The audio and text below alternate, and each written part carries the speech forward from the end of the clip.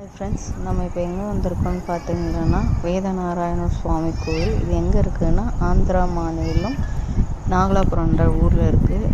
இது பெருமாளோட தசாவதாரத்தில் முதல் அவதாரமான மச்சாவதாரத்துக்கான கோவில் இது. இந்த கோவிலோட வரலாறு என்ன, நரகாசுரன் என்ற அசுரன் பிரம்மாவிடமிருந்து வேதங்களை திருடி எடுத்துகிட்டு போய் கடலுக்கு அடியில் ஒளிஞ்சிருப்பார். அப்போ பெருமாள் மச்சாவதாரம், அதாவது மீன் அவதாரம் எடுத்து அவரை போரிட்டு அழித்து அதுக்கப்புறம் அந்த வேதங்களை கொண்டு பிரம்மாவிடம் ஒப்படைப்பார். இதுதான் இந்த தலத்துடன் வரலாறு.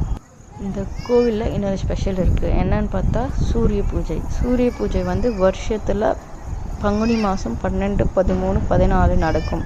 இது ஈவினிங் சூரிய ஒளி பெருமாள் மீது விழும். ஒரு நாள் தலை, இன்னொரு நாள் தொப்புள், மூணாவது நாள் பாதம்.